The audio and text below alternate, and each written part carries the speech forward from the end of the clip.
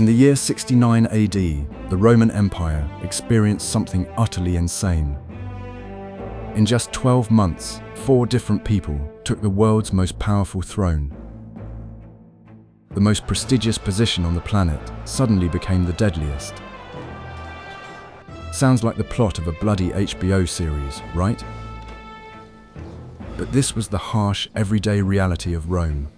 You probably think that becoming emperor was relatively simple. Born into the right aristocratic family, wait for your father to die, put on the crown, and go rule the world. In Athens, the Greeks often selected officials by a simple drawing of lots. You'd go to the town square, pick the right stone, and suddenly you're running a huge metropolis. In Rome, the political system worked quite differently. Officially, the Roman Empire of the 1st century wasn't considered a classical monarchy at all. Formally, it was still the same good old republic, just with one very influential guy at the helm. The emperor had to be approved by the Senate, consisting of respected elders in luxurious white togas. They would gather solemnly, discuss the candidates at length, and reach an incredibly wise decision. At least, that's how this elegant procedure appeared on official documents. But here begins the most interesting and shocking part of our story. In practice, the Senate was simply an elite club of elderly aristocrats with no real military power. The actual elections took place far from the beautiful marble halls of the luxurious capital. The voters were tough guys in iron armor who, from childhood, knew nothing but how to kill professionally. And instead of paper ballots, these voters used short, sharpened swords. If the armed legions supported you, you gained absolute power over the entire civilized world. If, however, the army decided it didn't like you, you very quickly became a corpse. No peaceful debates, no vote recounts, and no long, tedious legal proceedings. The losing political candidate was literally beheaded the very same second. Modern presidential campaigns seem like a harmless kindergarten compared to this meat grinder. Just imagine the scale and brutality of this staggering electoral system. A candidate had to convince 100,000 professional assassins armed to the teeth, and they had to do it in such a way that the assassins wouldn't want to kill the candidate themselves just for fun. My nerves are fraying just from trying to imagine such a colossal level of pre-election stress. It's like trying to become the boss of the Sicilian mafia when every subordinate has a loaded machine gun. Modern politicians spend tens of millions of dollars on TV ads and cunning PR managers. Roman candidates spent absolutely all their savings on direct cash bribes to legionnaires. It was called by the fancy Latin word donativum, but the corrupt essence remained the same. You literally pay the guys with swords, so they won't use those swords against you. An electoral model that is brilliant in its incredible simplicity and extreme cruelty. And here's what's truly striking about this bloody historical enigma. This utterly illogical and barbaric system somehow worked for centuries. Rome managed to conquer the surrounding world, while its own generals regularly slaughtered each other for the throne. Modern political scientists grandly call this a systemic crisis of succession in supreme power. The Romans, however, simply called it another heated political season. Today I'll tell you the ugly truth about the legendary Roman elections. We'll take a detailed look at how the army legions became the most powerful electoral commission in history. You'll definitely find out why the position of Roman emperor was worse and more dangerous than the job of a blind sapper. This is an incredible story of boundless greed, vile betrayal, and very sharp blades. And believe me, there won't be any boring academic moments in our story. Everyone around them naively believed that the Senate actually ran anything in this vast state. These venerable grey-haired men regularly convened in magnificent buildings and delivered incredibly grandiloquent speeches. They sincerely and selflessly believed that they were the ones deciding the fate of the entire great empire. But in reality, they were simply a very expensive and beautiful theatrical backdrop. The famous Principate was simply a brilliant political invention of the cunning Octavian Augustus. He understood perfectly well that freedom-loving Romans hated the word king more than anything else in the world, so he modestly called himself first among equals, preserving all the familiar Republican trappings. The Senate continued to vote solemnly, pass new laws, and appoint minor city officials, but everyone around understood perfectly whose orders the senators were actually obediently carrying out. Sounds painfully familiar, doesn't it? Today, many large corporations have boards of directors that formally make key decisions, but in reality, everything is always decided by a single person who holds the controlling stake in a safe. In ancient Rome, that impenetrable controlling stake was a massive professional army, and those deadly shares were always paid for in pure gold from the state vaults. The main problem of the Roman Senate lay in their complete and absolute physical defenselessness. These politicians had splendid snow-white togas, an excellent education, and vast country estates, but they did not have a single soldier of their own, armed to the teeth under their command. It's like trying to command a pack of hungry wild wolves, armed only with a volume of love poems. The wolves, of course, might listen to the poetry for a while, but then they will surely eat you. When the reigning emperor died, the Senate was formally required to select a new, competent ruler. In theory, the politicians could appoint the wisest, most honest, and noblest citizen of Rome, but it was precisely at this moment that the procedure became truly terrifying and unpredictable. While the senators argued at length and eloquently, somewhere on the border, cunning generals were already gathering their legions, and these formidable legions always had their own armed opinion about the new boss. Modern historians often jokingly refer to the Senate as nothing more than a legal office attached to the Roman army. These old men were needed only to elegantly legitimize the decision of the men with swords. If the army firmly chose an emperor, the Senate would quickly and very happily vote for his candidacy. No one in their right mind wanted to argue with an enraged crowd of veterans clad in steel armor. The instinct for political self-preservation worked flawlessly for these ancient lawmakers. Imagine a modern European parliament with battle tanks suddenly rolling up to its doors. The lawmakers inside the building would immediately become very cooperative and quickly pass absolutely any laws needed. In ancient Rome, such extreme political negotiations took place with frightening regularity. The senators understood perfectly well that their eloquent speeches would do nothing to stop a flying, sharp pilum. Therefore, they obediently churned out decrees appointing new emperors at an incredible cruising speed. The funniest thing is that every new armed emperor swore to respect the Senate's rights forever. He publicly promised not to execute senators without a trial and to rule wisely, listening to their advice. But as soon as ambitious politicians began to resist even slightly, these oaths were instantly and permanently forgotten. As a result, the ancient Senate turned into a body that was simply trying with all its might to survive. Their main professional task was to guess in time which of the generals would win the next bloodbath. This created an utterly schizophrenic and fragmented system of governing a gigantic state. The formal political center of power was always in Rome on the sacred Capitoline Hill, but the real center of decision-making constantly shifted along with the filthy military camps. Wherever the strongest and most ruthless legions were stationed, there beat the true heart of the entire empire, and this steel heart beat exclusively to the rhythm of heavy marching soldiers' boots. So feel free to forget those beautiful museum paintings of noble orators delivering speeches. Real, brutal Roman politics took place in the filthy military camps on the cold frontiers. There were no elegant debates there at all, only cold, mathematical calculation and a bestial thirst for power. The famous Senate was merely a beautiful decorative seal on a bloody military document, and this logically brings us to the main characters of this endless drama. Now let's take a closer look at the people who truly decided the fate of the ancient world. Roman legionaries were perfect killing machines, having gone through a veritable hell of training. Every day, they marched with heavy gear and built massive fortified camps from scratch. Soldiers spent decades in harsh conditions, far from the capital's civilization and warm comforts.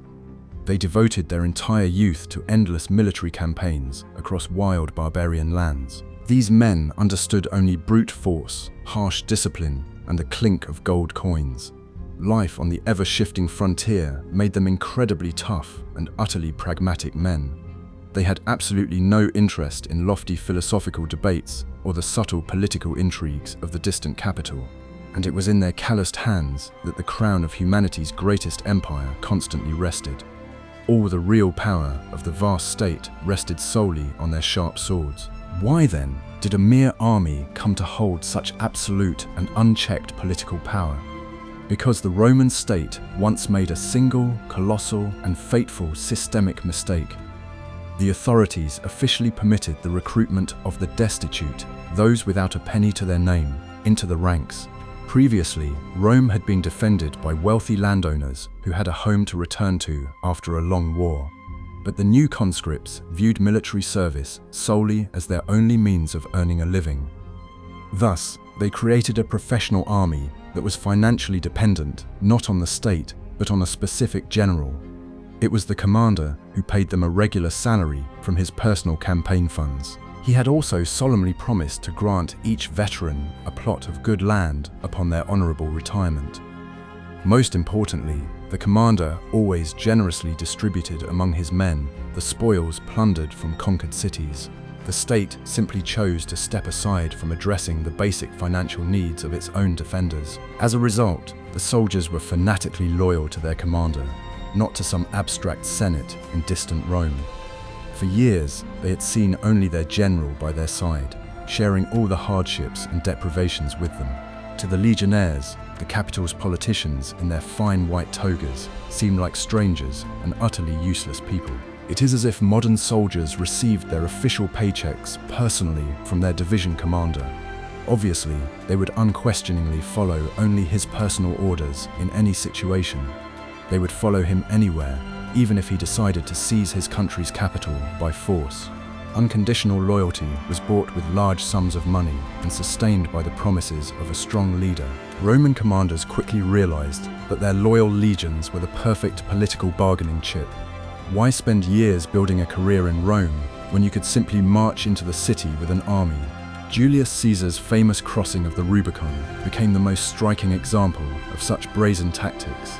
He simply took his battle-hardened troops and seized absolute power in the Republic by force. Brute military force successfully resolved absolutely any constitutional dispute in literally a matter of minutes.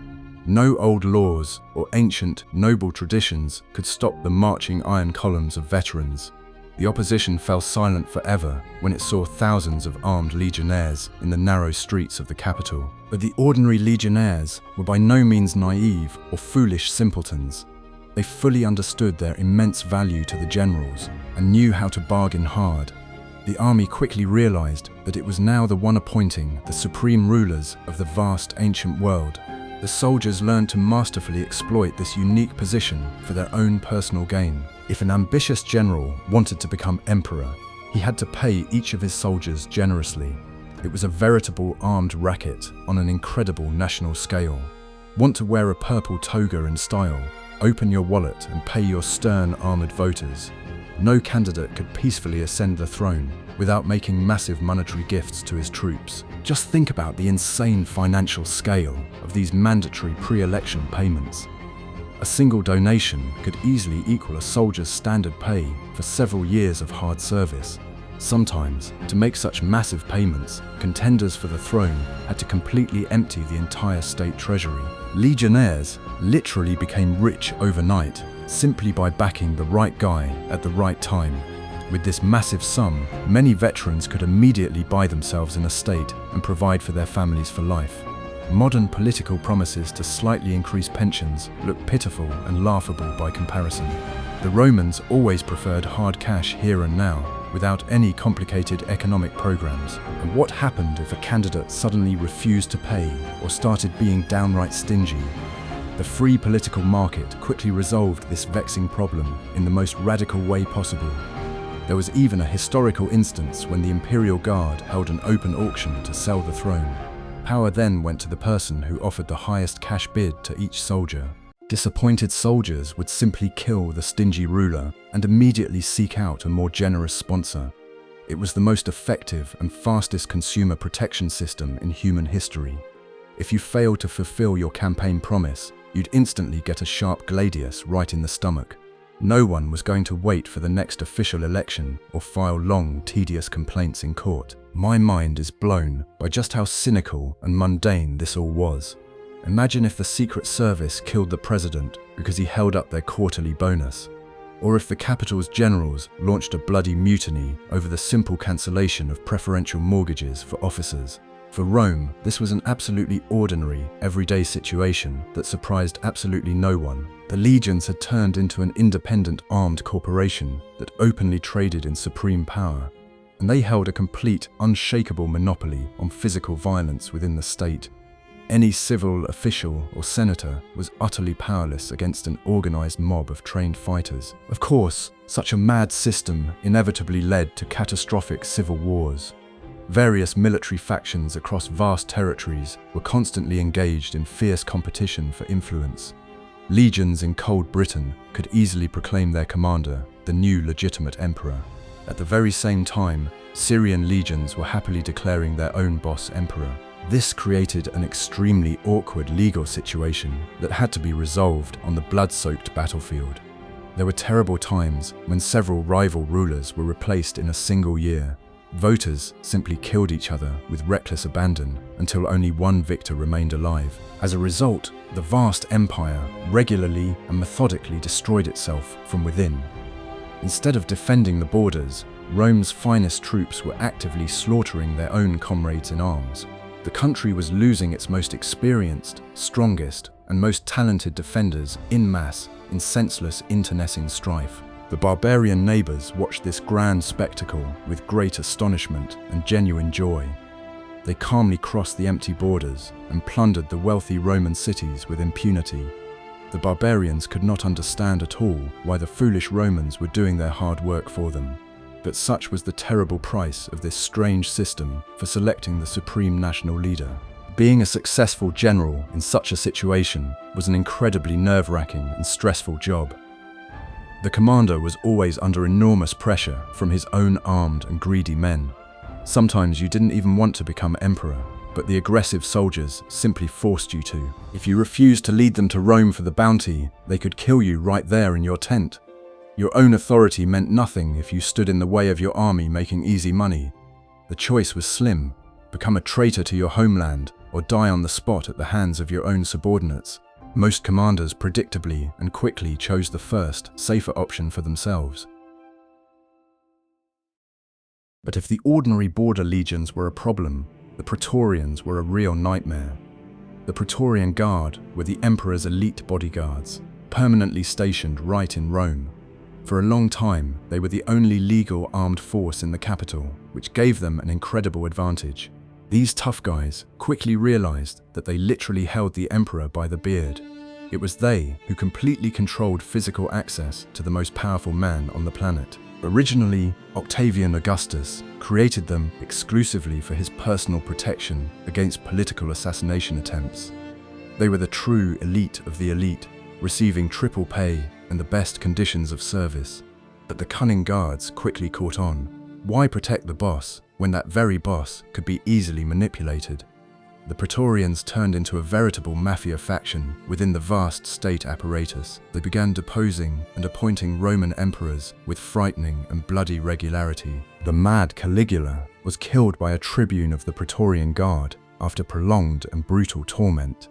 The same guards literally dragged the terrified Claudius out from behind a curtain and made him emperor. They simply killed one guy, found his uncle in a dark corner, and proclaimed him ruler. This is no silly joke.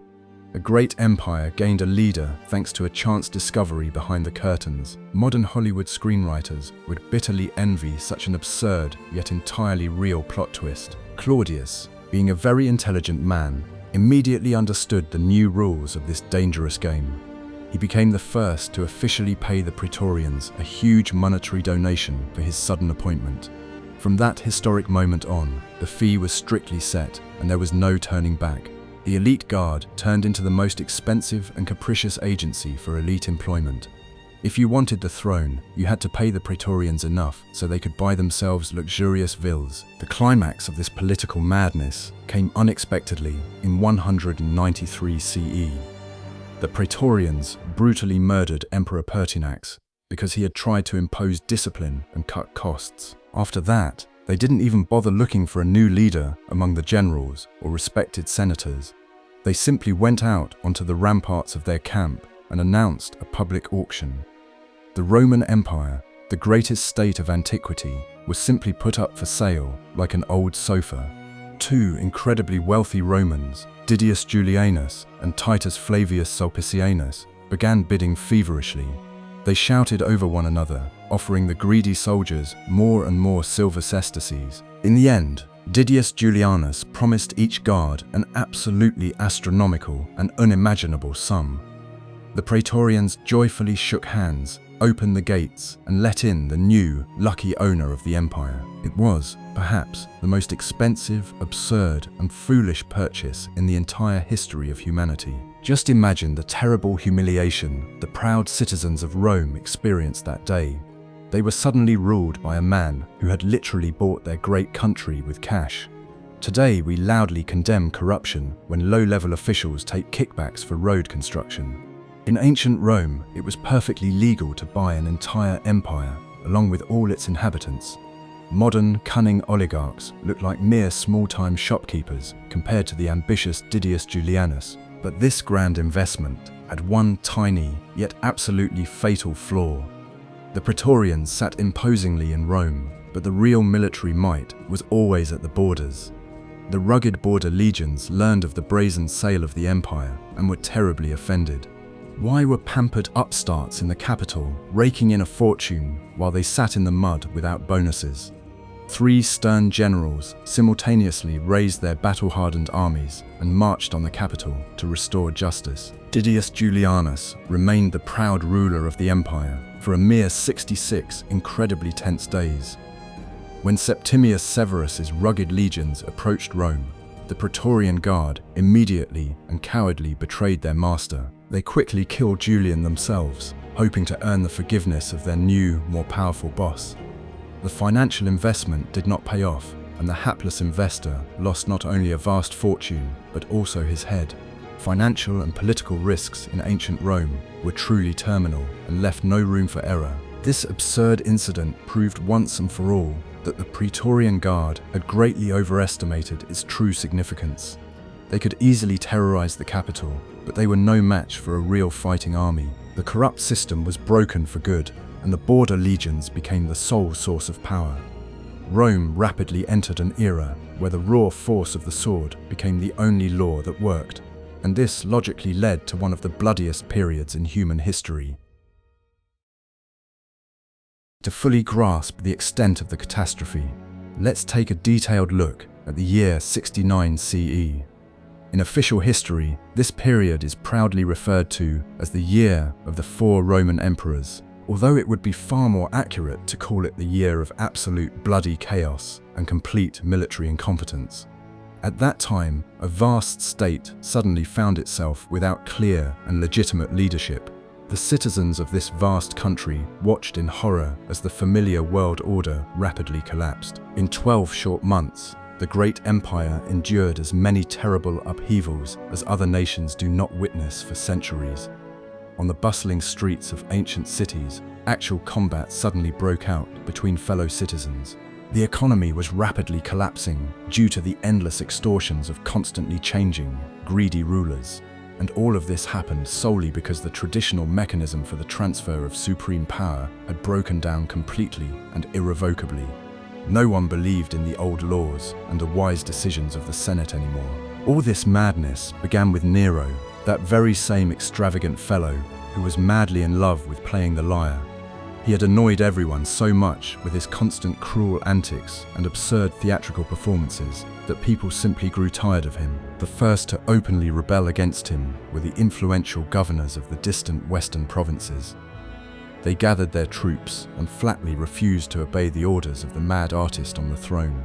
The authority of the reigning emperor was literally melting away before their eyes, with each passing day of the uprising. The frightened Senate in the capital quickly sensed his weakness and officially declared Nero an enemy of the entire Roman people. Upon learning of this betrayal, the ruler, abandoned by all, cowardly fled and quickly took his own life. The great Julio-Claudian dynasty which had ruled continuously and confidently since the time of the great Augustus, came to a sudden and very inglorious end. The vast and wealthy empire was left in an instant completely without a legitimate heir. It was then that this grand armed contest to fill the highest office in the state began. Galba became the first serious candidate for the vacant throne. He was a stern, harsh, and very frugal old man from a wealthy Spanish province. The neighboring legions initially joyfully supported his unexpected candidacy. They did so only because the cunning old man had promised them unprecedentedly generous monetary payments for their loyalty in advance.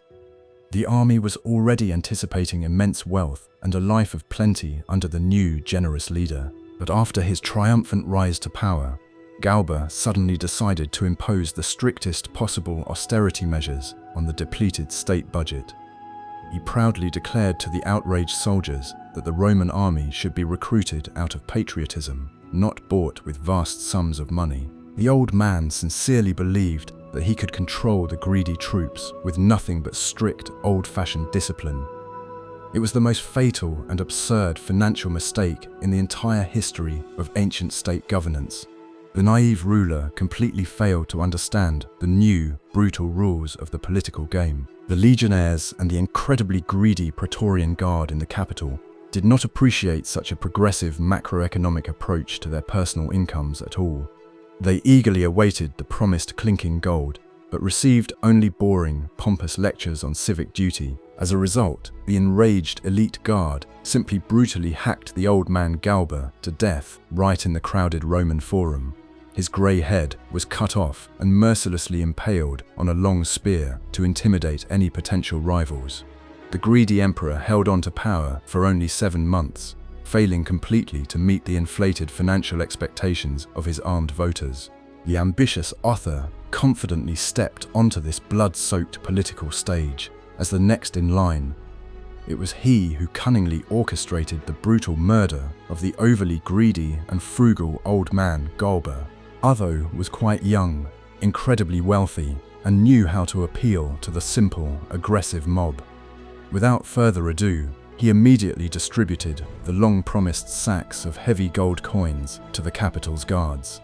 It would seem he was the ideal candidate, one who perfectly understood the brutal rules of the new game and had established excellent rapport with his armed audience. But here, the second terrible systemic problem of the broken Roman electoral machine came into full force. We are talking about the incredibly fierce and uncompromising regional competition between different military factions. While the wealthy Otho was casually reveling in his easy victory in the warm capital, distant legions in cold Germany put forward their own brutal candidate. They had absolutely no desire to accept the fact that the capital's elite had brazenly claimed the exclusive right to choose. The vast state once again found itself on the very brink of total civil war. These harsh German legions loudly proclaimed their immediate commander, Vitellius, as the new emperor.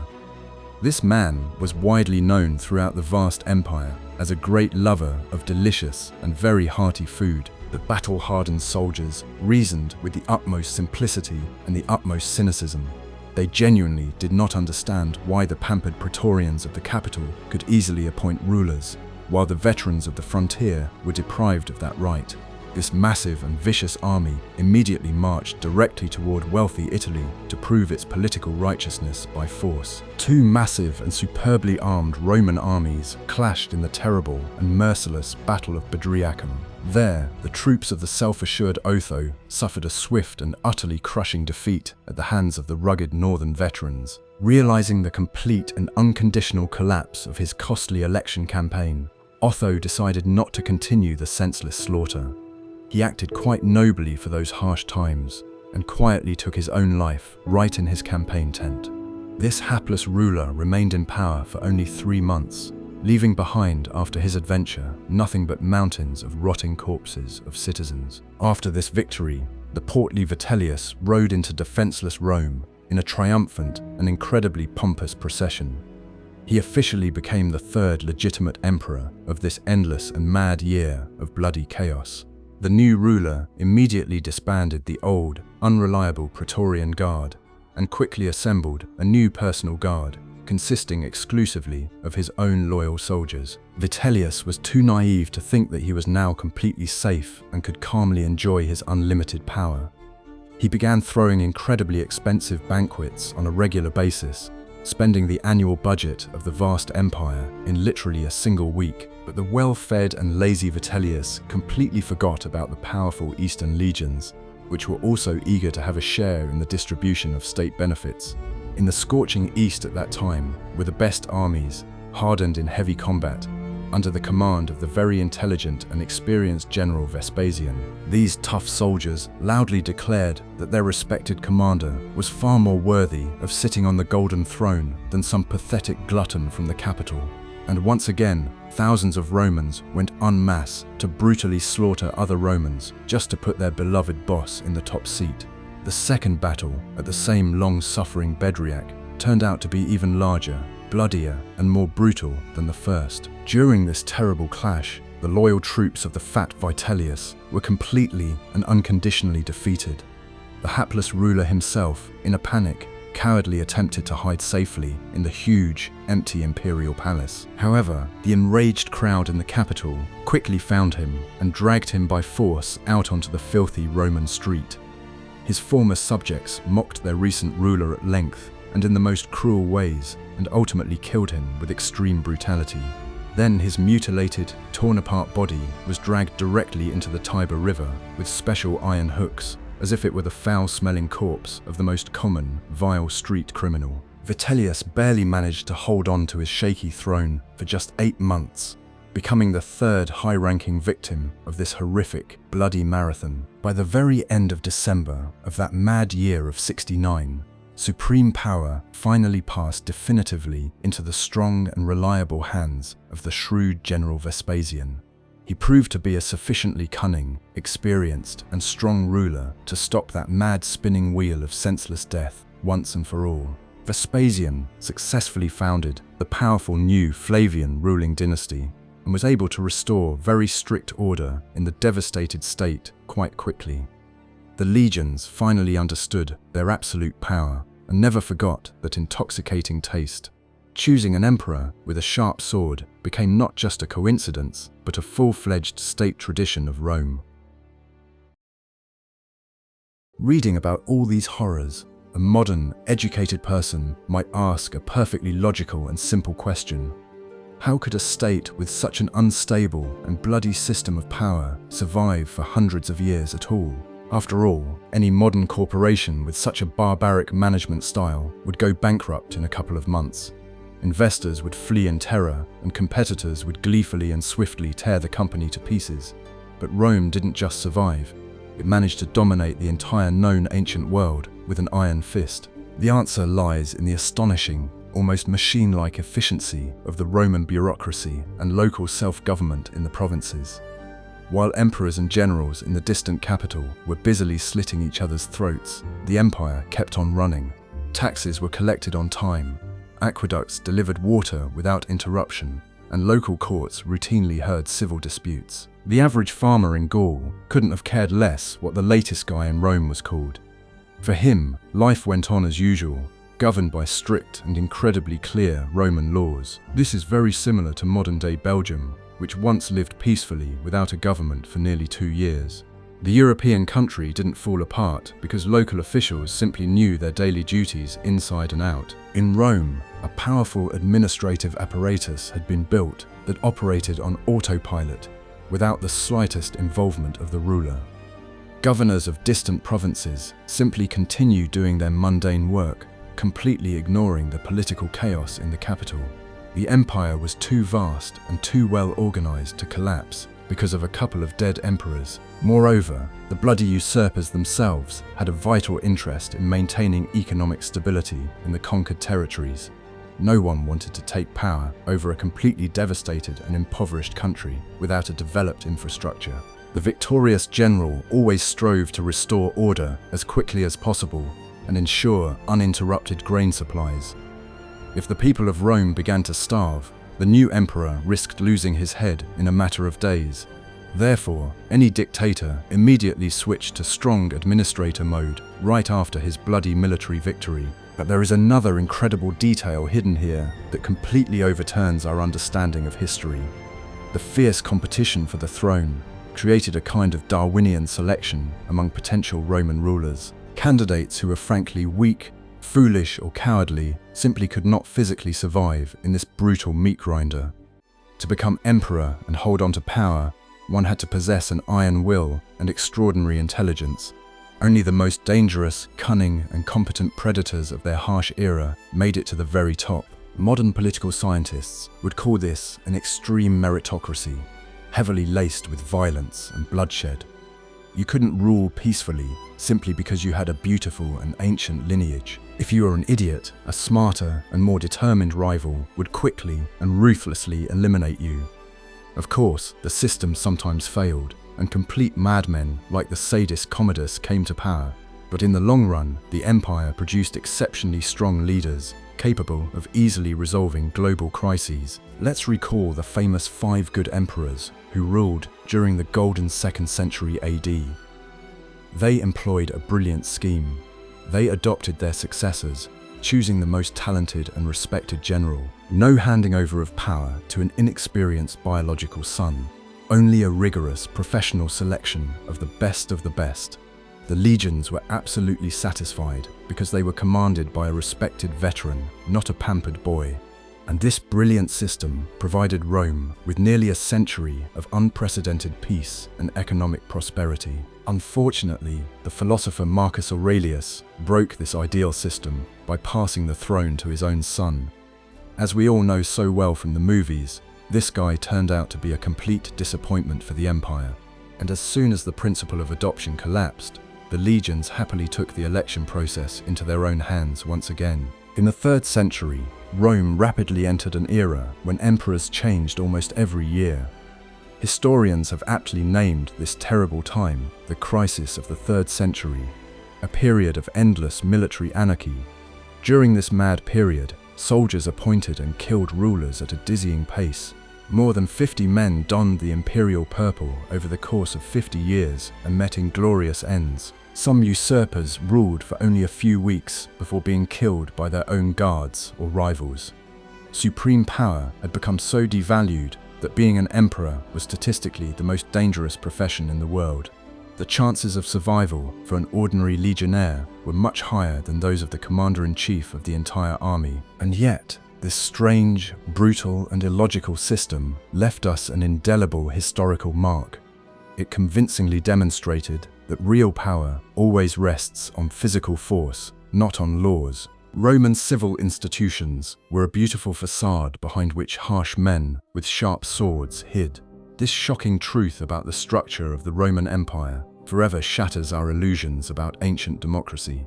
But it was precisely this cynical approach that allowed them to create a state whose greatness we still discuss today. Let's draw a final conclusion from our deep dive into the mad world of ancient Roman high politics. The Principate was neither a free republic nor a normal monarchy in our modern, boring understanding. It was a disguised military dictatorship where one had to prove one's right to power every single day. The Senate was merely an elite interest group that meekly rubber-stamped the decisions of armed men, and the true ballot box was the shields of the legionaries upon which they triumphantly hoisted the new leader. It sounds terrifying, but there was a certain mad, brutal, and utterly relentless ancient logic to it. Rome was constantly at war with its neighbors, and it desperately needed a leader capable of leading armies into battle. An ordinary civilian politician without military experience simply could not have defended the empire's vast borders. Therefore, the army was forced to take responsibility for choosing whom it would follow. They chose a leader to whom they entrusted their lives on countless and very bloody battlefields. Today, we've become thoroughly accustomed to the peaceful transfer of power through paper ballots and voting booths. We argue fiercely online, attend rallies, and criticize candidates from the comfort and safety of our kitchens. Losing politicians write thick memoirs, give lectures, and live comfortably off huge publishing royalties.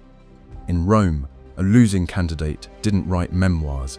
He lost his head in the most literal, physical sense. The price of a mistake was absolute. which made the political struggle incredibly sincere and utterly ruthless. The next time you complain about boring modern elections, just remember Rome. Remember the year of the 4 emperors and the greedy Praetorians selling the greatest state at open auction. Remember that the most powerful office on the planet meant an almost guaranteed and agonizing violent death. Modern political scandals will immediately seem like mere innocent children's games in a safe sandbox. The ancient Romans always played like adults, and the stakes in their game were invariably measured in human lives. And therein lies the main and harshest lesson that the history of the great empire has left us. Laws only work when there is real physical force ready to defend them rigorously and uncompromisingly. If the army becomes an independent armed corporation, it inevitably begins to dictate its terms to a weak state. Civil institutions without protection instantly turn into empty window dressing, as happened with the Roman Senate. This is a harsh rule of geopolitics that has remained absolutely unchanged over the past 2,000 years. Contemporary scholars and influential politicians continue to study Rome's bloody history with immense, genuine interest. They understand perfectly well that human nature has not changed one iota over these millennia. Basic greed, ambition, animal fear, and the thirst for absolute power still rule our world. It's just that today we've learned to hide it much better behind the beautiful facades of complex democratic procedures. But peel away that thin layer of civilization and we'll immediately see those same brutal Roman legionnaires. My mind literally refuses to comprehend how they could have lived for decades under such constant mental strain. To be a Roman emperor meant falling asleep every night with a heavy burden of betrayal by those closest to you. You could trust neither your beautiful wife, nor your old friends, nor your own elite armed guard. Any man with a sword at your back could easily become your assassin for the sake of yet another cash reward. It was a veritable psychological hell, beautifully wrapped in gold, marble, and a purple imperial toga. I sincerely hope you enjoyed this deep dive into the hidden secrets of the political system of ancient Rome. We boldly peered behind the facade of ceremonial marble portraits and saw the real, brutal mechanics of power. You've learned things that are rarely and reluctantly discussed in boring school history classes. History isn't a dusty collection of dates. It's a living thriller about survival and human passions. And the Roman Empire has generously gifted us with the most gripping and bloody scenario imaginable. If this story has made you look at boring history in a new light, that's simply wonderful. Our real world is full of incredible historical mysteries that are far more interesting than any Hollywood computer-generated fantasy. Ancient people were by no means less intelligent than we are. They simply played by much harsher rules. They built systems that withstood trials modern, fragile states can't even dream of, and we have a great deal to learn from them if we study their experiences honestly and openly. A vast array of amazing discoveries and completely untold stories from the past still lie ahead of us. We will continue to dig deep into facts that completely overturn our usual notions of how ancient civilizations functioned. Thank you so much for joining me on this long and bloody journey through the corridors of Roman power. Be sure to leave your comments and share your thoughts on this insane and brutal electoral system. And always remember, history becomes much more interesting if you dig a little deeper than the boring official myths.